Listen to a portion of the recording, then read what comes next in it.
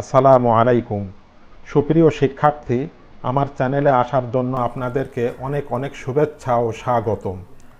তো ভিউয়ার্স, আজকে Microsoft Excel প্রোগ্রামের পার্ট 29 তথা হোম মেনুর আন্ডারে এডিটিং গ্রুপের ফাইন্ড অ্যান্ড সিলেক্টের গো টু স্পেশালের এই লাস্ট সেল নিয়ে আজকে আলোচনা করব।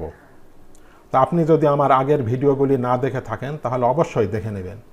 দেখার জন্য যে কোনো একটি ব্রাউজারে ঢুকে ইউটিউবে গিয়ে সার্চে যদি লেখেন AM digital DIGITAL digital channel CHANNEL M digital channel লিখে যদি এন্টার দেন তাহলে আমার এই লোগোটি চলে আসবে। উক্ত লোগোতে ক্লিক করলে আমার চ্যানেলের ভিতরে নিয়ে যাবে। সেখানে গিয়ে ভিডিওসে ক্লিক করে আমার শুরু থেকে শেষ পর্যন্ত সকল ভিডিও আপনি দেখে নিতে পারেন। আর এই ভিডিওর আই বাটনে ক্লিক করেও আপনি আমার আগের পর্বটি দেখতে পারেন। তো ভিডিওটি শুরু থেকে শেষ পর্যন্ত দেখবেন। এর আনুষঙ্গিক আলোচনায় বেশ কিছু বিষয় জানতে পারবেন যেগুলো আমাদের এক্সেল ওয়ার্কশিটের দৈনন্দিন কাজে প্রয়োজন হয়ে থাকে। তো ধরি আমাদের একটি অফিস এক্সেল শিট রয়েছে যেখানে হাজার হাজার সেল রয়েছে, অর্থাৎ অনেক বড় পেজের সমন্বয়ে গঠিত একটি অনেক বড় ফাইল রয়েছে। সেই ফাইলের লাস্ট সেল বা ফার্স্ট সেলে কিভাবে মুভ করব তা আমরা দেখব। তো আমরা জানি এক্সেল শিটের এই ফাঁকা স্থানে কার্সর রেখে যদি আমরা কন্ট্রোল প্লাস ডাউন আরো কি যদি ক্লিক করি তাহলে আমাদেরকে দেখেন এক্সেল শিটের সর্বশেষ যেটি রো 1,48,576 নেম বক্সে দেখাচ্ছে এ নাম্বার কলামের সর্বশেষ রো এটি। আবার যদি আমরা কন্ট্রোল রাইট অ্যারো কি যদি ক্লিক করি তাহলে দেখেন ডান পাশে এখানে XFD কলামের 1,48,576 নাম্বার সেলে আমাদেরকে নিয়ে গেছে। আবার যদি আমরা কিবোর্ড থেকে কন্ট্রোল চেপে আপ আরো কি যদি ক্লিক করি তাহলে দেখেন XFD কলামের 1 নাম্বার রোতে নিয়ে গেছে। এটি হলো XFD নেম বক্স, এখানে দেখতে পাচ্ছি। আবার যদি আমরা কন্ট্রোল চেপে লেফট আরো কি যদি ক্লিক করি তাহলে আমাদেরকে আবার 1 নাম্বার রোতে A1 এ আমাদেরকে নিয়ে আসবে। তো এখন আমি আগে থেকে কিছু তথ্য লিখে রেখেছি, একটি টেবিল তৈরি করে রেখেছি। এই এক্সেল শিটের এই ডাটা টেবিলটি ধরি অনেক বড় একটি ফাইল। তো এই ফাইলের নিচের এই 17 নাম্বার রো এটিকে আমরা সিলেকশন করে যদি এখান থেকে কন্ট্রোল শিফট এবং নিচের এই ডাউন আরো কি যদি আমরা ক্লিক করি তাহলে আমাদের এই 17 থেকে শেষ পর্যন্ত সকল সেলগুলি সিলেকশন হবে। এখানে আমরা একটা ফিল কালার আমরা দিলাম, এখান থেকে সাদা কালার দিলাম, দিয়ে এটিকে আমরা সাদা করে নিলাম।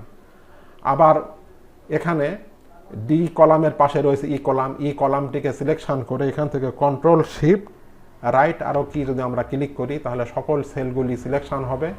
এখান থেকে একটি সাদা রং আমরা দিয়ে আমরা ফাইলটিকে সাদা ব্যাকগ্রাউন্ড করে নিলাম।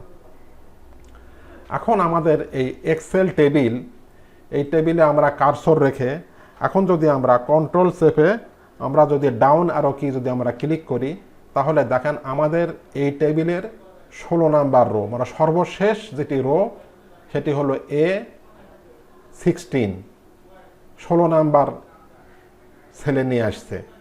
আবার যদি আমরা কন্ট্রোল চেপে যদি ডাউন আরো কি যদি ক্লিক করি তাহলে আমাদেরকে দেখেন 19 লেখা আছে। এটি হলো ডি নাম্বার কলামের 16 নাম্বার রোতে নিয়ে আসছে।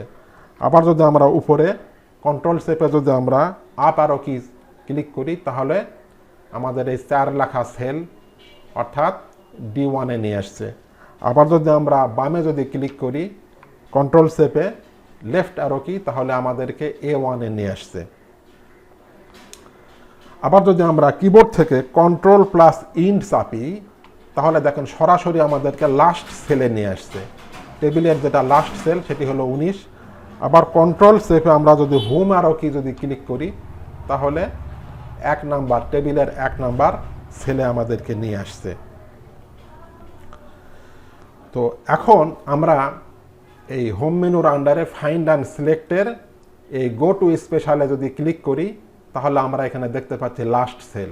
আমরা এই লাস্ট সেলে যদি আমরা ক্লিক করি, ক্লিক করে যদি ওকে করি, তাহলে দেখেন আমাদেরকে এই আমরা এখান থেকে একটি হাইলাইট কালার দিয়ে দিলাম, এখান থেকে হাইলাইট কালার, তাহলে দেখেন আমাদেরকে এই 19তম সেলে কিন্তু আমাদেরকে নিয়ে আসছে।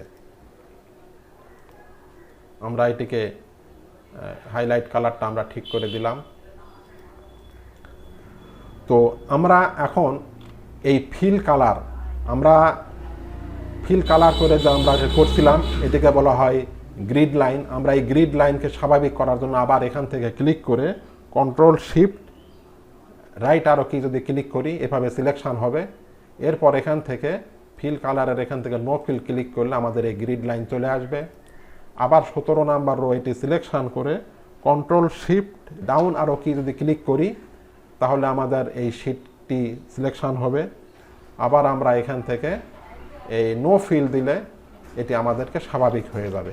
এটিকে বলা হয় গ্রিড লাইন। আমরা ভিউ মেনুর এই গ্রিড লাইনের এই গ্রিডের এই বক্সের এই টিককে যদি উঠিয়ে দিই দেখেন আমাদের গ্রিড লাইন উঠে গেছে। আবার যদি এখানে আমরা টিক দিই তাহলে আমাদের গ্রিড লাইন চলে আসবে। তো ভিউয়ার্স, আজকের মতো এই পর্যন্তই। এতক্ষণ কষ্ট করে ধৈর্য ধরে ভিডিওটি দেখার জন্য অনেক ধন্যবাদ।